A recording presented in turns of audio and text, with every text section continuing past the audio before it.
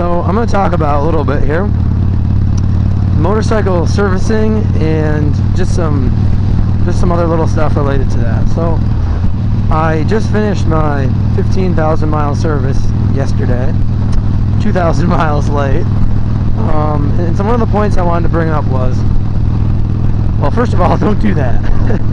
and for obvious reasons, but especially what I found was that I found out that my rear brake banjo bolt, if you don't know what that is, it's the bolt that holds the brake fluid back. It's the bolt that the brake fluid goes through to get to the caliper. It was loose. It was probably an eighth of a turn loose. It was, a considerable amount. So, was it still safe? Yeah, it was. How much longer was it going to be safe? Who knows? And that's the thing, is that you have these things that are safe in the meantime, but they wind up not being safe, and that's not a good thing, because you don't want to have loose brake bolts rolling around on your bike. And the thing is that a lot of people will be like, oh, I haven't done any 1,000-mile services on my bike and it runs perfectly fine, and it probably does. But the thing is that, do you want to find out the hard way, flying down the highway at 80 miles an hour, pouring rain, cars, rush hour traffic all around you? Do you want to find out the wrong way that your rear brake banjo bolt is loose? I know I don't. So that's why I do these services religiously, even though it was 2,000 miles late, which I'm not too proud of. Believe me, that was pretty stupid of me. But anyway, it got done. And the thing is that it's a lot better to be safe than sorry. Even especially because it's a bike. If it was a car or whatever, people neglect those things more. And the thing is, if something breaks on a car, you're not on two wheels. You can usually manage it. Something breaks on a motorcycle, there's a lot of things you can't manage because you're tipsy.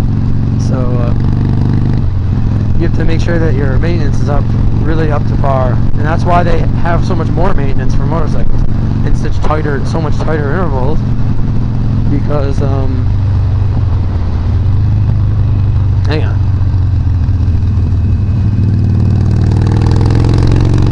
Wow, that was pretty slow, but these turns are way too sandy for me to have any fun.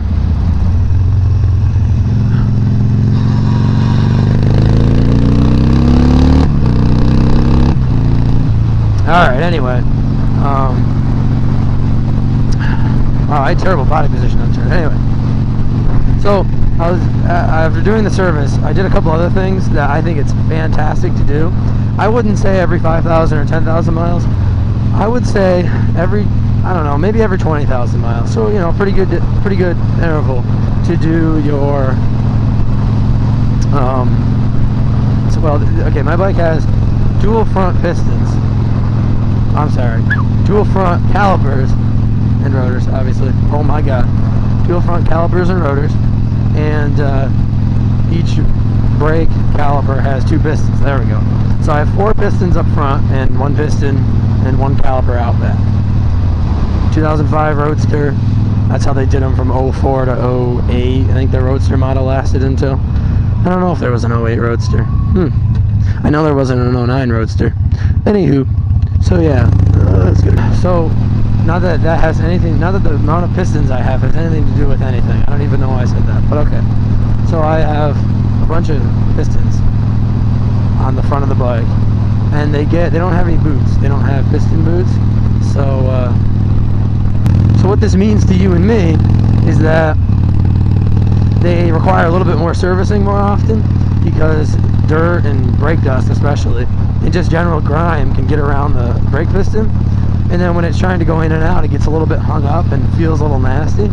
And the thing is that you get bad brake performance because the pistons are sticking a little bit in the caliper, trying to go in and out, and this is not really a good thing. So what you got to do is take some brake cleaner, making sure that you don't get on any of the rubber parts. Actually, I'm going to go left. Sorry, buddy. I'm going to get on to 30 here. take some brake cleaner, making sure you don't get any rubber parts, and just clean the outsides of the pistons. What I like to do, but if you're a little bit worried about doing this, you don't have to, is push the, take it with the brake pedal or the brake lever, push the pistons out a little bit so that you can make sure that you're cleaning all of the dirt off the pistons and you're not leaving any dirt that's kind of hidden behind the caliper on the bike, and clean around them, and then push them back in, and then reassemble the brakes, put new brake pads on when it needs it, clean the calipers. If you clean the calipers with really low brake pads, then you're really not going to have to worry about pushing out the pistons, because the piston's going to be almost as far out as it'll ever be. And the other thing about that is,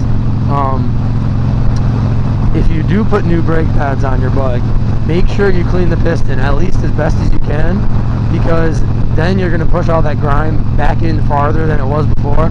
All the grime that built up on the exposed piston for years or whatever, it's going to be all pushed back in now to the into the caliper, and you don't want that. So make sure that if you're going to change the brakes, it's a must. And that was the mistake I made. I changed the rear brakes without cleaning the pistons, and it gave me kind of crappy back brake feel. It doesn't always have to be done sometimes, but I've noticed that it's a great thing to do, and it almost always has to be done, because it'll make your brakes feel a lot better. The seal can push some of that grime away from it. It's not going to all get into the caliper necessarily, but it's just a good thing to do. Dude, if you're not going to go, I'm going to freaking go. That was her right away, but hey, I'm not going to wait around if you're not going to go. I had to yield later than you did. Anyway, my advice, do your service intervals. They're not that hard to do. All you need is an inch-pound torque wrench, a foot-pound torque wrench, some regular wrench. You don't even really need regular wrenches. Maybe you do. Some Allen wrenches, definitely some Star Torx wrenches, Torx, bits, wrenches, whatever. Get that stuff, and you can do it no problem. Definitely keep up on that stuff. You might find something weird like I did on my bike, having a banjo bolt loose. You don't want loose banjo bolts, so keep up on that stuff. Keep your bike safe and make it work. Something else too that people neglect is they neglect tires. A lot of people, they won't ride that much. Their bike will sit a lot, and they'll have tires on their bike that are more than 5 years old, and that's not good, because when tires get 5 years old, they start to wear out. Like the rubber gets hard, and they wear out that way. They wear out physical age-wise, not just tread-wise. Tread doesn't really mean tread's only 25% of the battle on a tire. You've got sidewall and sidewall cracking. So that's one thing, the shape the sidewall is in, which takes really the brunt of the beating of road forces, bumps and stuff. That's all transferred into the sidewall of the tire. 2 is tread, of course. You have that. 3 is the age of the tire. So how long it's been sitting around, or really bad things and all that kind of stuff. And 4 is inflation pressures. If you have crappy inflation pressures on a tire, then that tire is going to wear out faster, and it's going to be really bad for the sidewall, getting back to the sidewall. And you don't want a tire with a bad sidewall, or bad anything, bad sidewall. So make sure you keep those tires inflated correctly. Make sure, and keep in mind, like, I'm going to use Harleys for an example, just because I know them the best. The service, the manual says I'm just going to take my Sportster here. It says 30 front, 36 back. And then if you're going to have a rider, to bump the back up to 40. Now, they're basing those tire pressure measurements on a 180-pound person with no gear, just the person. So you consider that I have saddlebag rails, which add a little bit of weight. I have saddlebags on them with stuff in them. There's maybe 20 pounds, okay, probably not 20 pounds, but there's some weight. And I'm 220, plus my coat, plus my helmet, plus my camera now. All those things add up. So by the time you account for all that stuff, you're up in weight. So keep in mind that you might need more air pressure than it necessarily says in the manual. But that being said, if you put on what it says in the manual, you're really not going to go wrong for the most part. It might not be the best pressure, but it's probably not going to be the worst. So, alright, gas time. Do your services, do them well, do them thoroughly. Your life could depend on it. Last thing you want is stuff to come flying off your bike. So, and also, if you find something extremely crazy, like, oh, I don't know, your axle nut is at like 10 pounds, 10 foot-pounds, inspect it. You know, don't just tighten it.